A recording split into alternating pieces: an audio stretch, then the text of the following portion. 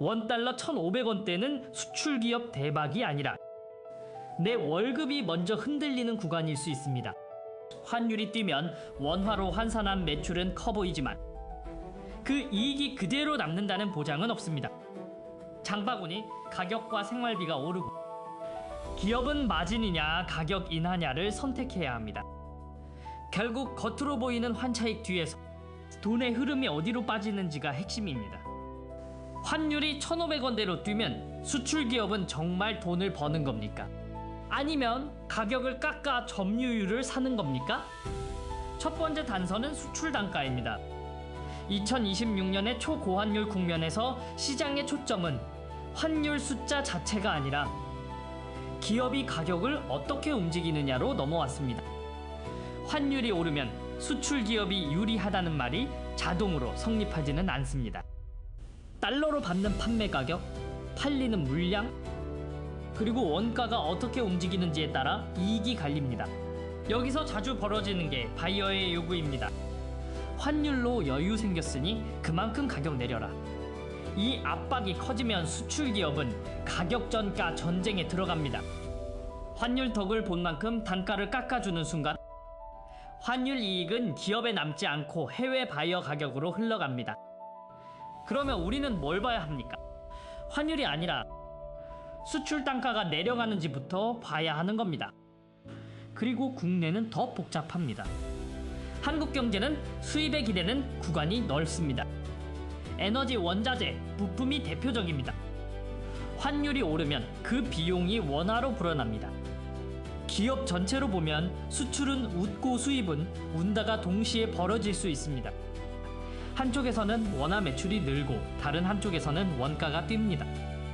그 중간에서 이익이 남기도 하고 사라지기도 합니다. 그래서 오늘 결론이 다시 나옵니다. 원달러 1,500원대는 수출 대박이 아니라 내 월급과 물가가 먼저 흔들리는 신호일 수 있습니다. 정말로 그 신호는 어디서 먼저 보일까요? 마트 가격표와 편의점 진열대에서 먼저 보일 가능성이 큽니다. 1,500원대 환율의 1차 충격은 수입 기반 가격으로 번집니다. 냉장고를 채우는 음식 재료부터 생활에 쓰이는 제품까지 수입 원가가 섞인 게 많습니다. 환율이 한번 튀었다고 바로 다 오르는 건 아닙니다. 하지만 시간이 지나 누적되면 가격에 반영될 가능성이 커집니다. 예를 들어 해외 원재료가 들어가는 가공식품, 수입 과일, 에너지 비용이 들어가는 생활용품이 그렇습니다. 장바구니에서 왜 이게 또 올랐지가 늘어나면 체감 물가가 올라갑니다. 그러면 임금 협상과 채용 분위기도 압박을 받습니다. 기업이 원가 상승분을 가격으로 바로 올리기 어렵다면 남는 건 마진 감소입니다. 마진이 줄면 비용 절감이 먼저 나오기 쉽습니다. 채용이 보수적으로 변하고 월급 인상 여력도 줄 수 있습니다. 여기서 질문 하나 하겠습니다. 환율이 올랐는데 왜 내 지갑은 더 가벼워지는 겁니까? 해외여행과 직구는 더 즉각적입니다. 달러 결제는 바로 체감됩니다. 같은 상품을 사도 카드 청구액이 커 보입니다. 여행 경비도 비슷합니다. 환율이 1,500원대에 가까워지면 이번엔 미루자가 늘어날 수 있습니다. 소비가 방어 모드로 바뀌면 내수 기업도 영향을 받습니다. 결국 환율 충격은 수출 기업만의 이야기가 아닙니다. 가계, 내수, 노동시장까지 연결됩니다. 그 연결고리를 한번 도미노로 정리하겠습니다. 달러 강세와 위험 회피가 커집니다. 원화가 약해지며 수입 원가가 뛰기 쉽습니다. 기업은 마진 방어를 위해 비용을 조입니다. 그 결과가 생활비 상승과 월급 협상, 압박으로 돌아올 수 있습니다. 이 도미노에서 가장 먼저 넘어지는 건 무엇입니까? 대개 장바구니와 생활비입니다. 그럼 원달러 1,500원대 같은 초고환율은 왜 나타납니까? 보통 한 가지 이유가 아닙니다.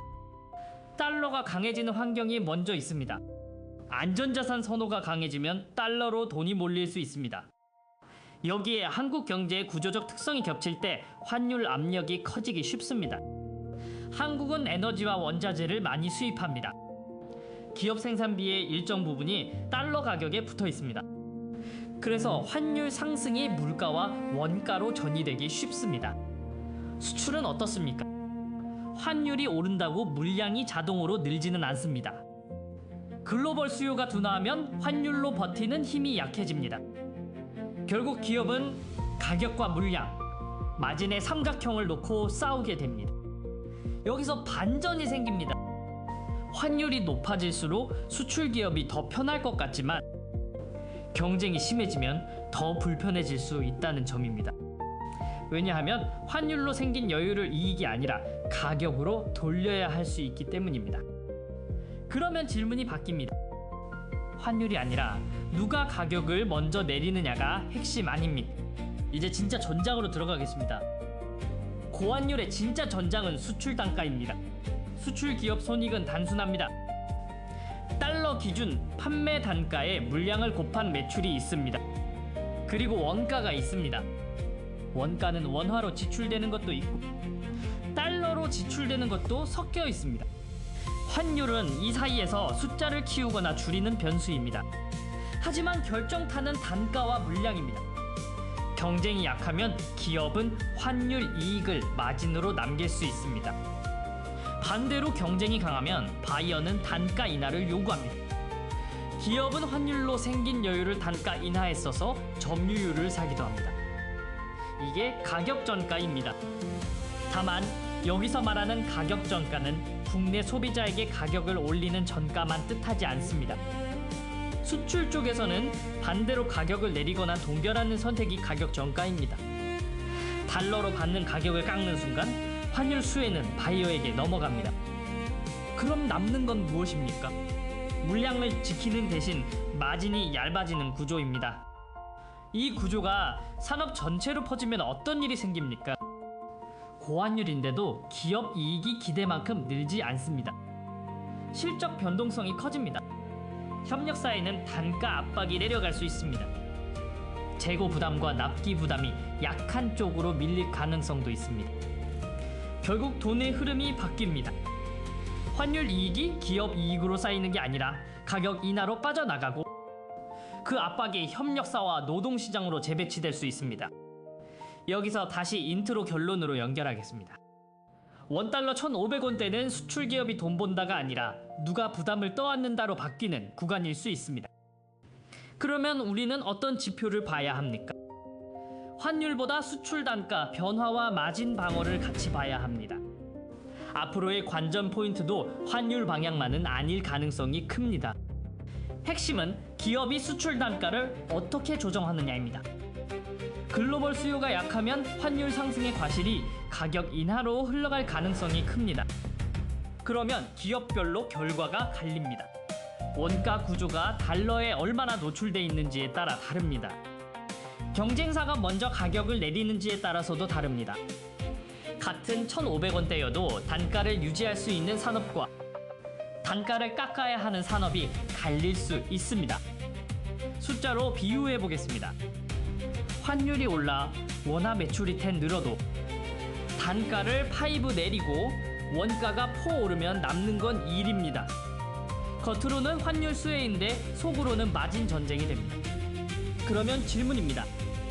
내 회사, 내가 가진 주식, 내가 사는 물건의 가격은 이 전쟁에서 어느 편에 서 있습니까? 환율 이익을 가격으로 돌리는 순간 돈의 흐름은 기업 이익에서 다른 곳으로 이동합니다. 수출 단가 인하가 이어지면 기업은 물량을 지키는 대신 마진이 줄 수 있습니다. 마진이 줄면 투자와 채용, 그리고 월급 여력이 영향을 받을 수 있습니다. 반대로 단가를 유지하려 하면 판매가 빠질 수 있습니다. 결국 실적 방어가 가격이냐 물량이냐의 선택 문제가 됩니다. 여기서 협력사도 중요합니다. 대기업이 단가 인하 압박을 받을수록 그 부담이 협력사로 내려갈 가능성이 있습니다. 협력사는 마진이 얇습니다.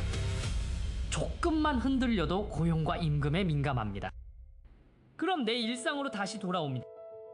냉장고에 들어가는 제품 가격이 오르고 마트에서 장바구니 합계가 커지고 편의점에서 이 가격이 만나가 늘어나고 지갑이 얇아지는 체감이 생길 수 있습니다. 그 체감이 모이면 소비가 줄고 기업은 더 가격에 민감해지고 다시 수출 단가 전쟁이 심해질 수 있습니다. 악순환이 될 수 있다는 뜻입니다.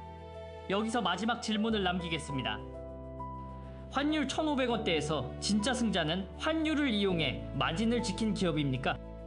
아니면 가격을 깎아 시장을 뺏은 기업입니까? 원달러 1,500원대는 누가 돈을 버는가 보다 누가 부담을 떠안는가를 가르는 구간일 수 있습니다. 오늘의 핵심은 분명합니다. 고환율은 자동 이익이 아닙니다. 경쟁이 심해지면 환율 이익은 가격 인하로 전환될 수 있습니다. 그래서 앞으로는 환율 숫자만 보지 말고 수출 단가 변화와 마진 방어 그리고 점유율 전략을 같이 봐야 합니다. 그 변화는 산업을 흔들고 돈의 흐름을 기업 이익에서 소비자와 노동시장, 협력사로 재배치할 수 있습니다. 그렇다면 다음 질문은 이겁니다. 같은 환율 환경에서 왜 어떤 기업은 가격을 못 내리고 어떤 기업은 과감하게 내릴 수 있습니까? 다음 편에서는 자동차 산업에서 그 갈림길을 보겠습니다. 현대차의 파격, 환율 속 가격 전가 전략이 갈린다. 다음 영상에서 확인할 질문은 하나입니다. 환율 1,500원대가 이어질 때 현대차는 가격을 어디까지 조정하고 그 부담은 공급망의 누구에게 넘어가게 됩니까?